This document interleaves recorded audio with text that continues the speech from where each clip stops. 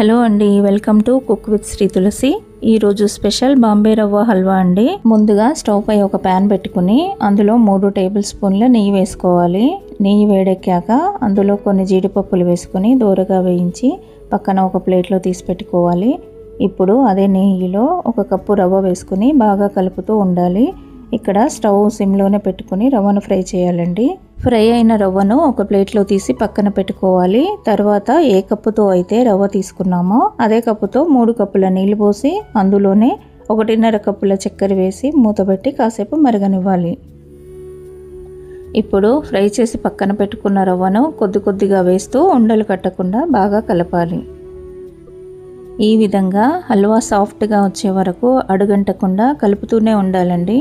చివరిగా 1/2 tea spoon ఇలాచీ పొడి, fry చేసి పెట్టుకున్న కాజు పప్పులు వేసి ఒకసారి కలిపి స్టవ్ ఆఫ్ చేసేయండి. అంతే అండి, చాలా టేస్టీగా నోట్లో వేయగానే కరిగిపోయే సూజీ హల్వా రెడీ. ఈ వీడియో గనక మీకు నచ్చినట్లయితే లైక్ చేయండి, షేర్ చేయండి.